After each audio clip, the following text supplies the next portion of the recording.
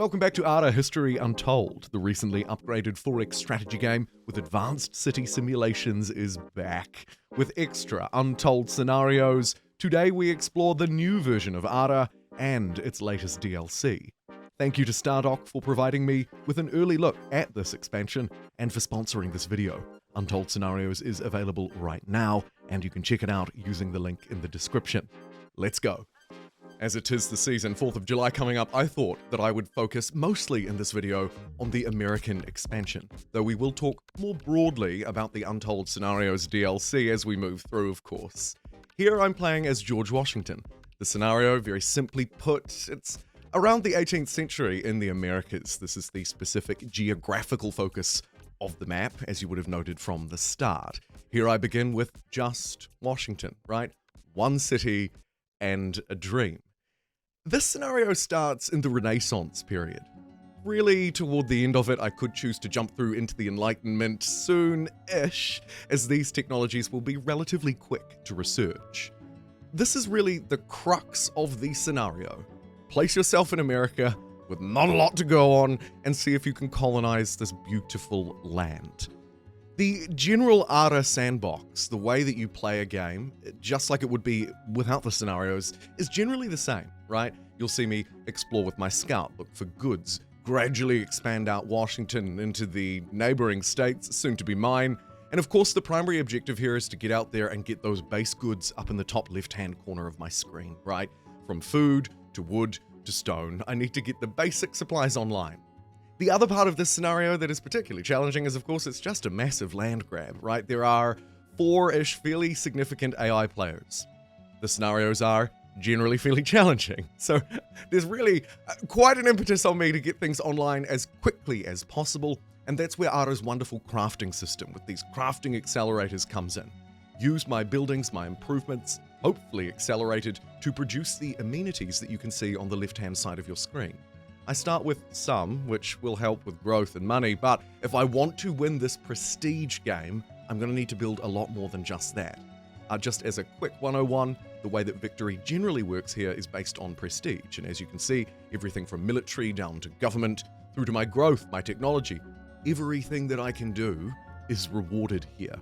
The overall objective is 50,000 prestige, which probably puts this one scenario alone at roughly 8 to 10 hours of gameplay, assuming you're playing fairly efficiently. The other thing, of course, that I could choose to do is just go to war instead. And it is indeed a very warlike scenario too. Before I get too deep into both how this scenario plays out, as well as this version of Ara 1.4 plays out, let's take a quick flyby look at the other possibilities within this Ara History Untold Scenarios DLC.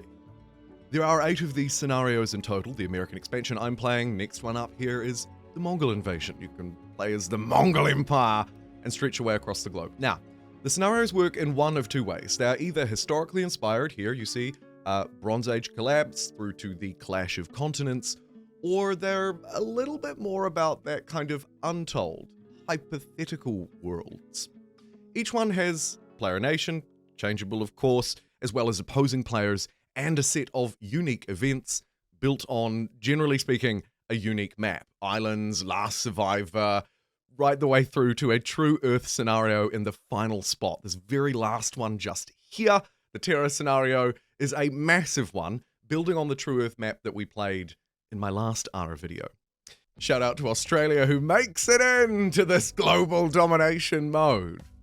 The modes give a little bit more than just their unique events, though the unique events do drive the gameplay, like the Gold Rush in the American scenario that I'm playing here, which we'll encounter just slightly later in the video. They do give more than this though, thankfully.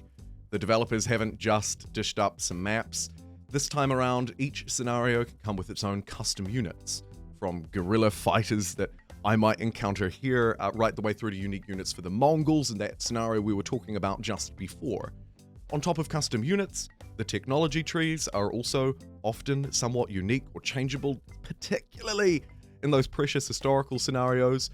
Buildings and goods also receive a fresh feel, and unique art generally comes with all of them. So they've done a good job at not just providing these kind of bare bones scenarios, but adding a little bit of flair into each one. It does genuinely feel not just like another sort of standard single-player sandbox game.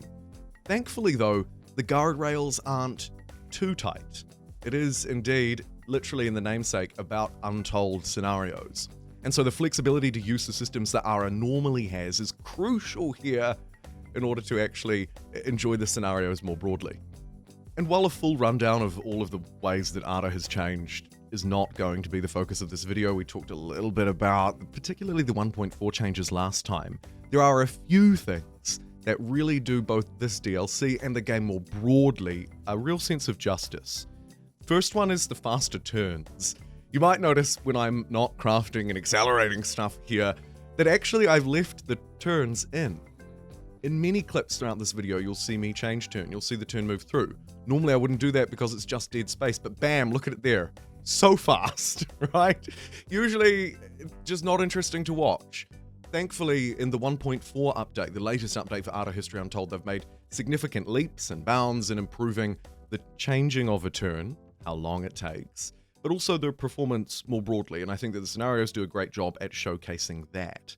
The other thing that you're seeing, maybe without even realizing it, is the larger maps and the greater number of regions in place.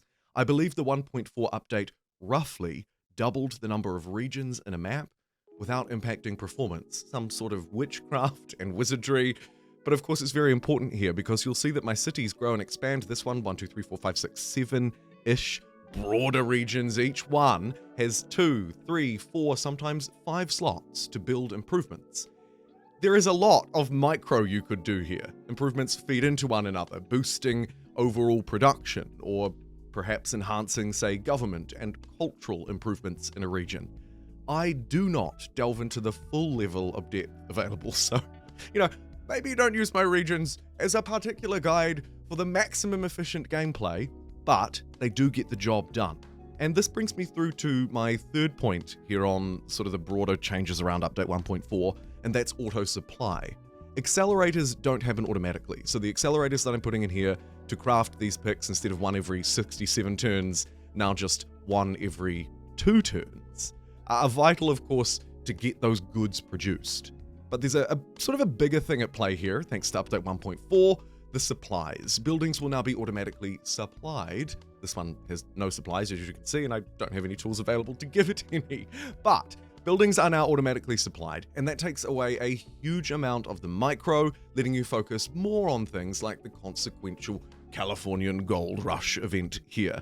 Unique to the scenario, boosting my city cap, and a whole lot of wealth per turn if I can reach that city cap limit. A fun kind of mini challenge that the scenario throws at me, in this case, sort of inspiring a military campaign of expansionism, one of the crucial X's in a 4X game. Speaking of which, there was a bit of discussion around this in the comments section on my last Ara History Untold video, and it's something that I particularly like about this new version of the game. It's the reduction in micromanagement.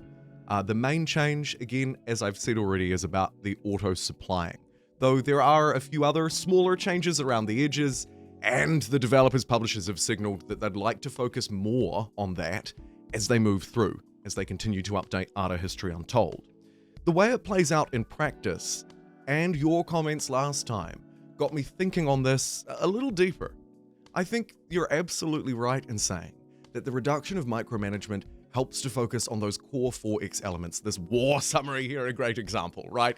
Expansion, one of those key things. Exploration, kind of closely tied with it, the second of the 4X's. By reducing the micromanagement, we're allowed to explore a little bit more, putting it very simply, and utilizing some of the really great systems under the hood, like this war system. Choose your war type, choose your goal, set your prestige wager, and have at them. It lets us use this a little bit more too. I wonder if in future versions, the game could lean into this even more so, right? So supplying happens automatically. 99% of the time, it's probably a win. Maybe there are some rare instances where you might have been looking to supply a certain building that wasn't prioritized, or you're looking to save up a certain thing to build a triumph or something. There are a few rare situations where it could screw you over, but generally, it's a great move. I wonder if the game could consider doing this for other things. Amenities, for example, that you apply to a city. Or military unit upgrades. If these dudes are just standing around and they can be upgraded within the same class, just flat out with more combat experience, right? Just a straight upgrade rather than in a cross grade, maybe that could happen automatically too. If the game were able to automatically apply amenities to cities, it might need to give us a little bit more control though, right? Because what you don't want happening is all of these really carefully crafted amenities just being wasted in the wrong place, boosting the wrong thing. Right now I'm fighting in friendly territory. Security could be really useful to me. The AI might not know that. One way around this, potentially, just sort of spitballing ideas here, could be to have kind of a quote-unquote city focus. So automatically apply your amenities and focus on balance, i.e. it'll try and level them all off at about 50 each halfway through. Or maybe I have a city focus on strength, and that chooses security. Or maybe I want money, and so it's looking at things like happiness, and that's sweet, sweet gold, right? My prosperity. I think that if we can just tweak some of these things a little bit more in the city management screen, that could go a long way to further improving ARA so that we can explore the broader mechanics that are all playing out here. Speaking of which, some of the detail, the minutiae within those mechanics escaped me until I was reflecting on the scenario a bit more. One thing that I ran into in this case was the lack of workshops, the lack of industrial might. I had some technologies, I had the ability, the land is plentiful, but I think that some technologies had been skipped earlier, right? Because of course I'm starting in the middle of the game, maybe slightly towards the later side. A great way, by the way, just as a quick side note, to explore the later game in ARA, so you don't fall into that trap of starting a new game, playing through it, having fun, starting a new game, playing through it, and you never make your way to the new nuclear weapons that are on offer in the very sort of modern stages of the game, for example. Back to my core point though, these missed technologies, this lack of workshops is a nice, subtle detail buried within the scenario. The scenarios barely tell you all of the kinds of unique units, unique things that you'll run into. That level of detail though is really appreciated, because it makes the American start in this case maybe a little bit more authentic. It certainly frames the challenge slightly differently, forcing me to go out onto the land to look for bounties and discoveries, maybe also forcing me into the enemy, or friend, indeed. Plenty of trade was carried out with Canada in this game, just as a quick example there too. I think overall though, don't get me wrong, the scenarios offer a huge amount of depth and variety. My only real criticism is relatively small, can probably just be patched in, is I'd like to see a few extra settings in setting these up. Particularly, I'm thinking research speed. It's a normal setting in the game. It would be nice to see that patched in here.